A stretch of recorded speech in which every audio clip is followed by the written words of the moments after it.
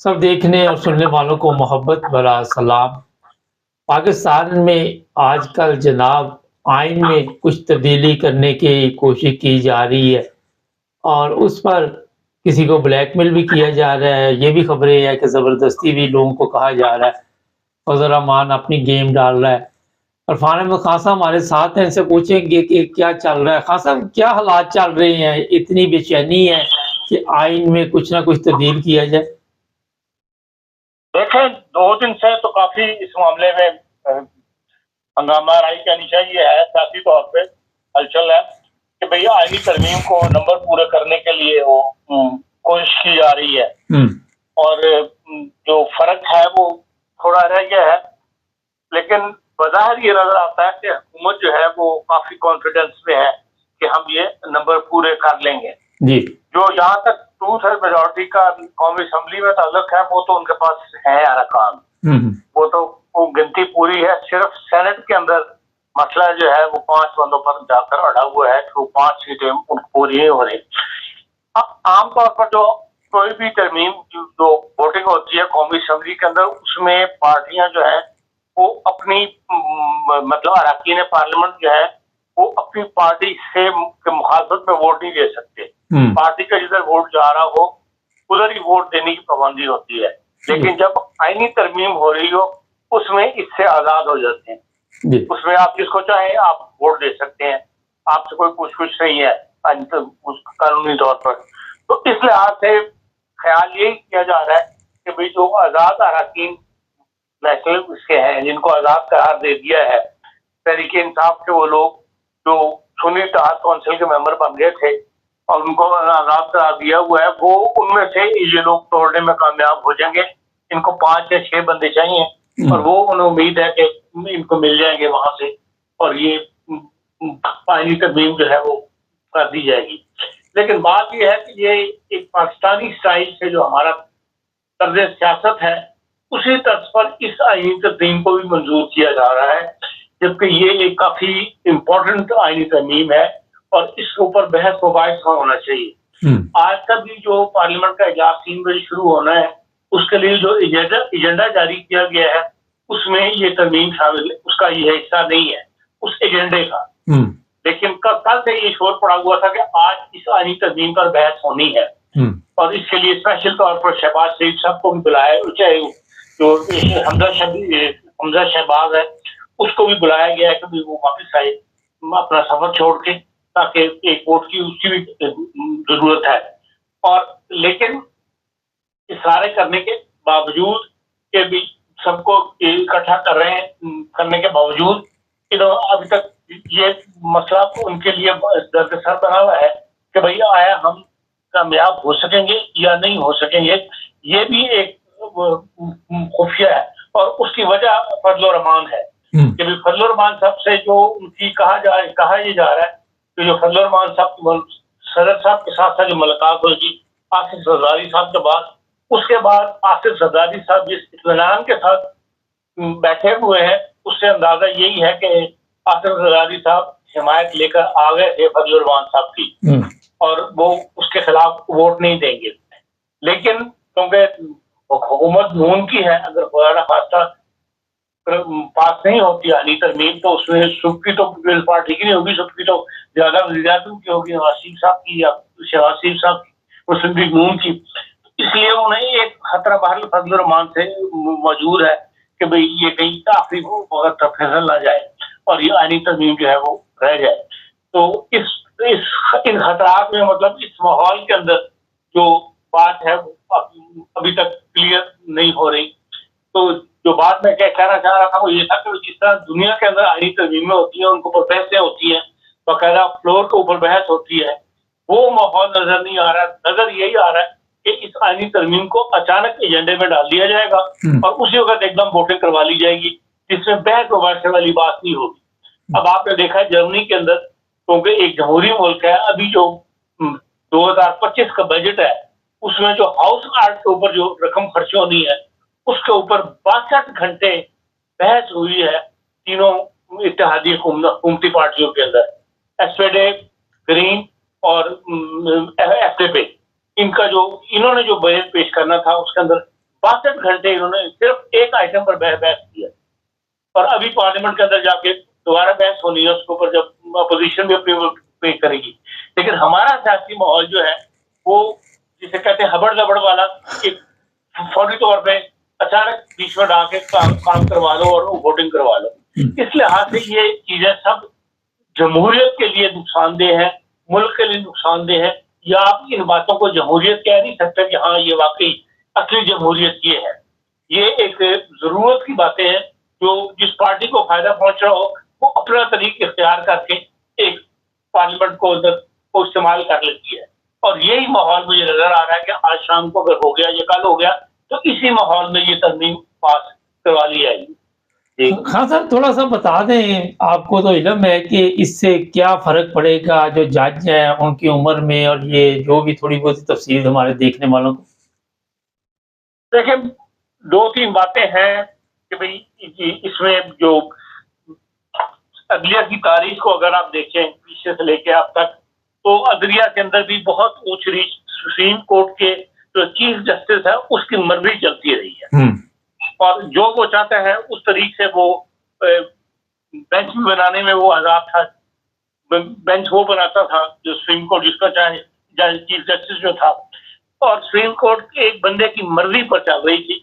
उस सिस्टम को हुकूमत तोड़ना चाहती है। जो नुकसान मुस्लिम लीग नून की हुकूमत को पहुंचा है आसिफ खोसा से, बंदयाल से और वो जो निसार साहब से, वो न सिर्फ मुस्लिम लीग की नून हुकूमत को पहुंचा, जनरल पाकिस्तान का जो इंसाफ का निज़ाम है उसको धक्का लगा है, और पाकिस्तान दुनिया के अंदर मतलब वो एक सवालिया निशान पड़ गया है पाकिस्तान के तर्ज़े इंसाफ को या सुप्रीम कोर्ट के बारे में। उसको धोने के लिए वो इस पावर को तकसीम करना चाहते हैं कि कोई भी एक बंदे के पास पावर ना हो। जैसे कि पहला तो उन्होंने एक तस्वीर ये कर दी कि भाई जो खास खुद नोटिस का अख्तियार चीफ जस्टिस का था वो खत्म करके उन्होंने 3 बंदों की कमेटी बना दी। फिर ये है कि जो बेंच मुकर्रर किए जाते हैं कि कौन सा मुकदमा किस जज के पास जाएगा, उसके लिए भी उन्होंने एक कमेटी बना दी, जिसके लिए जो 3 बंदों की कमेटी सीनियर जज जो फैसला करती है। ये तो इसके लिए किसी आईनी तरमीम की जरूरत नहीं थी, इसको कानूनी इस्लाहात करके सुप्रीम कोर्ट के बारे में वो ये कर सकते थे। लेकिन बात ये ऐसी है जो पाबंद है कि भाई उनसे कानून साजी की जाए, तो जिसके लिए अब ये सारे तरमीम जो है वो की जा रही है। आमतौर पर आप देख रहे हैं दुनिया में हर जगह जो रिटायरमेंट की उम्र है वो बढ़ा दी गई है, इसलिए कि 2 वजूहात की बना पर। एक तो यह कि मुल्कों के ऊपर पेंशन का बोझ जो है बहुत ज्यादा बढ़ रहा है, लोगों की उम्रें जो है वो बढ़ गई हैं। पाकिस्तान की उम्र भी 60-62 साल थी, अब जो है वो 70-72 साल के उम्र पहुंची हुई है। और इसी तरह चीन ने भी अपनी उम्र जो है वो रिटायरमेंट की एज बढ़ा दी है, इसलिए कि वहां पे भी लोग जो हैं सेहतें अच्छी हैं, लोग अच्छा काम कर सकते हैं, तो पेंशन बोझ कम करने के लिए गवर्नमेंट का उन्होंने सबकी उम्रें जो है बढ़ाई है। इसीलिए पाकिस्तान के अंदर भी 2 वजूहात की बिना पर, एक तो वजह मैंने बता दी, दूसरा ये है कि अच्छे जजेस नहीं मिल रहे, अच्छे जजेस सामने नहीं आ रहे। इस वक्त देख लें कि पंजाब हाई कोर्ट के अंदर भी जो है 17 जजेस की पोस्टें जो है वो खाली पड़ी हुई है। इसी तरह हर हाई कोर्ट में 1-2 जजेस की पोस्टें खाली हैं, इसलिए अच्छे जजेस मिलते नहीं, काबिल लोग। तो इसलिए वो चाहते हैं कि इन्हीं जजेस को उम्र बढ़ा दी जाए, ताकि हर एक को 3-3 साल जो है वो मिल जाएंगे, मजीद 3 साल मिल जाएंगे, तो फिर उसे ये चले। इस दौरान कुछ तजर्बा बढ़ जाता है तो कला का कुछ जो स्टेट सामने आ जाते हैं, तो कुछ इस तरह उनको मदद मिल जाएगी जजेस को चूज करने के अंदर। तो एक ये वजह भी है जिसकी वजह से ये आईनी तरमीम जो है वो ली जा रही है। लेकिन मुसीबत सारी ये है कि इसको एक फर्द वाहिद की तरफ मंसूब कर दिया जा रहा है कि सिर्फ जस्टिस फायद ईसा के लिए किया जा रहा है, जबकि ऐसा नहीं है, और कतन ऐसा नहीं है। इससे सारे निजाम को फायदा पहुंचेगा। असल मसला जो मैंने आपको बताया है कि जजेस की कमी है, कि जजेस अच्छे जजेस नहीं मिल रहे, इसलिए वो ये आईनी तरमीम को लेकर आ रहे हैं।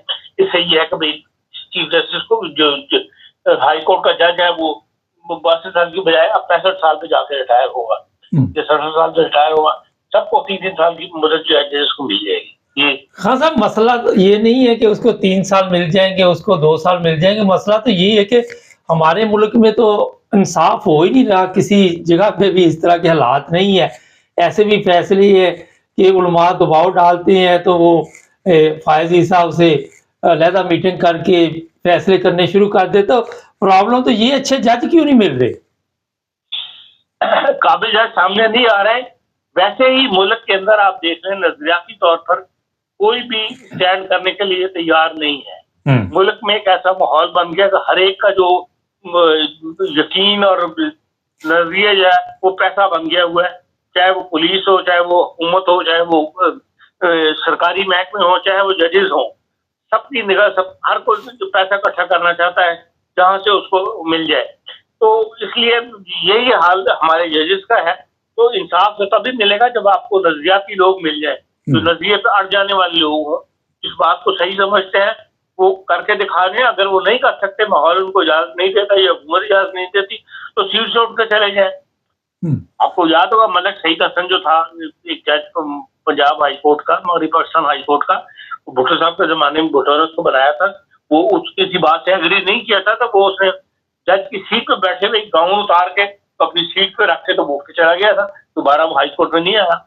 تو ایسے لوگ بہت کم ہیں پاکستان میں. یہ اعلیٰ کردار، اصل چیز تو اعلیٰ کردار ہے، وہ اسی کمی ہے.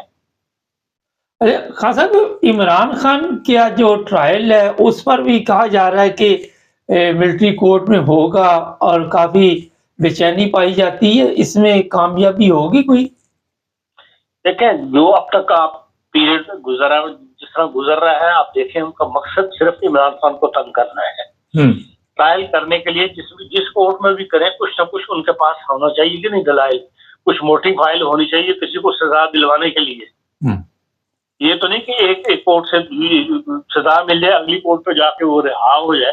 تو جو جس جج نے وہ پہلی سزا دی ہوتی ہے اس کی چھٹکی ہوتی ہے، اگر اسے ہائر کورٹ اس کو رہا کر دے، وہ بھی تو اس کے فیصلے کو کنڈیم کرتی ہے نا. اس لحاظ سے اس کو صرف نچانا، تنگ کرنا ان کا مقصد ہے. وہ چلتا رہے گا، وہ اس کو لے کے اس طرح ہی آگے بڑھتی رہے گی جب تک ملٹری اسٹیبلشمنٹ موجودہ اسٹیبلشمنٹ موجود ہے، اس کے ساتھ کسی طرح سلوک جو ہے وہ جاری رہے. اچھا، خواجہ حسن نے کہا کہ ہمیں سب جتنے بھی لوگ تھے جیل میں ڈالا گیا، اس میں خواجہ سعد رفیق، خواجہ حسن، جتنے بھی تھے اس وقت، وہ کہتے ہیں ان کو پیچھے سے آرڈر آ رہے تھے اور ان کے کہنے پہ ہمیں جیلوں میں رکھا گیا. اب ہمیں بھی اسی طرح کا سامنا ہے. تو یہ کب تک چلتا رہے گا خان صاحب؟ جب تک ملٹری کی اسٹیبلشمنٹ کی پاور ہے، آپ کو اسی کا فیس کرنا پڑے گا. یا تو چپ کر کے ملٹری کی مانی جاؤ، تو جو اڑے گا پھر اس کے ساتھ یہی سلوک ہوگا. اور مختلف جگہ پہ یہ بھی اطلاع ہے کہ فوج اور عوام میں کافی آمنے سامنے آئے ہیں اور کافی مسائل پیدا ہوئے ہیں. کس طرح یہ حل ہوں گے جی؟